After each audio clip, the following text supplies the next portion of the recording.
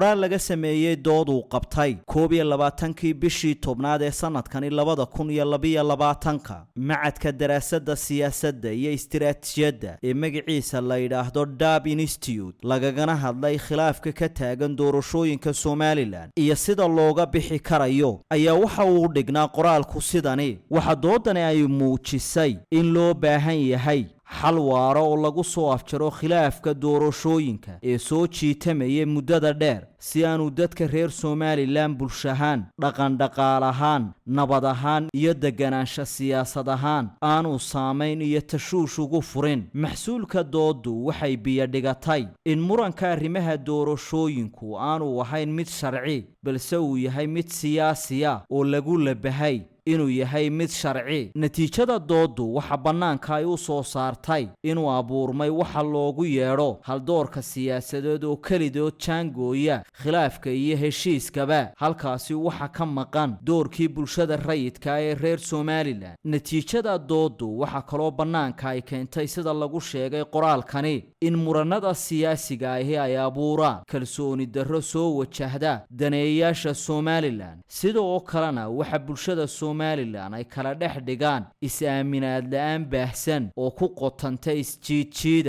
aan xal iyo xuluul u ahayn bulshada reer Soomaaliland kuwaasoo la daala dhacaya diifta daalka iyo ragaadka uu keenay sicir bararka iyo duruufaha qallafsan ee kala duwan ee uu xididka hoose u yahay khilaafkani ku saabsan arrimaha doorashooyinka ee ah xaqa iyo xuquuqda qofka muwaadinka taasina waxay yaraysay waxtar badan oo adduunka ay Soomaaliland ka heli jirtay sida taageeradii dhaqaale ee ay ku kabi jireen ciidamada wadamada reer galbeedka iyo taageerada kale ee mashaariicda horumarineed iyagoo sabab uga dhigay qaabka ciidamada Soomaaliland ay ugu dhex milmeen muranada siyaasiga ah doodani waxay soo bandhigtay fursadaha lagu qaban karo doorashooyinka la isku khilaafsan yahay iyadoo aan la haysan cudurdaar sida dhaqaale xumo baahsan ammaan darro baahsan abaara ba'an iyo wax la mida taasoo run ka dhigaysa in doorasho la qaban karo macadka daraasaadka siyaasadda iyo istiraatiijiyadaha ee DAB Institute waxa uu qirayaa in doodu ay iftiimisay in laga faa'iideysto fursadaha dalku uu haysto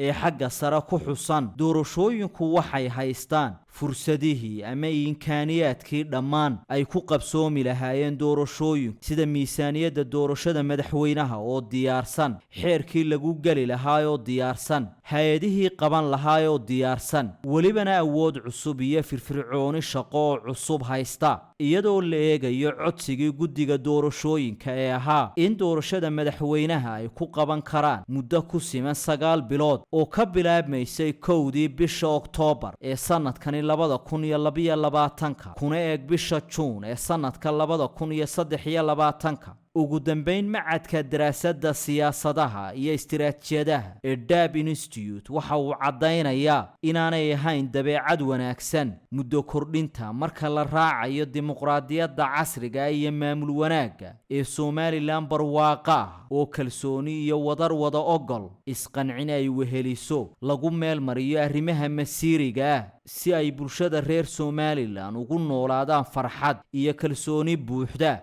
oo ay ku qabaan nidaamka dawliga ah guntii iyo gabagabadii qoraalkani laga sameeyay dooda uu qabtay macadka daraasaadka siyaasadaha iyo istiraatiijiyadaha ee magaciisa la yiraahdo DAB Institute ayaa waxa uu ku baaqayaa waxa dooda ka guntantay in xalku yahay in la wada qabto labada doorasho sanadka 2023 gudihiisa iyadoo la isku sidkayo labada doorasho ee kala doorashada madaxtooyada iyo ururada siyaasadda iyo axsaabta qaranka iyadoo laga duulayo go'aankii ka soo baxay guddida isxilqaantay ee ganacsatada ahayd kuwaasoo tale ku soo ururiyay in dhaqaale ahaan waqti ahaan iyo farsamo ahaanba la wada qabto labada doorasho oo isku sidkan macadka daraasaadka siyaasadaha iyo istiraatiijiyadaha ee DAB Institute waxa uu adkaynayaa in mashruuca sharciga golaha wakiiladu ay u gudbiyeen golaha guurtida oo ahaa xalka kaliya ee khilaafkani gaamuray lagu sibir saari lahaa lagagana bixi lahaa ismariwaaga taagnaa muddada dheer mashruucaasi sharci oo isaguna jeexay wadada saxda ahayd ee sharci ahaan iyo xal ahaanba lagu soo afjari lahaa oodanka iyo idhanka doorashooyinku galeen dhammaan go'aamadaasi waxay afsaarka iyo ooda ka qaadeen sidii doorasho la isla ogol yahay bulshada Somaliland ugu dareeri lahayd macadka daraasaadka siyaasadaha iyo istiraatiijiyadaha ee DAB Institute waxa uu ku soo afmeeray nuxurka iyo natiijada doodii dhacday 21kii bishii tobnaad 2022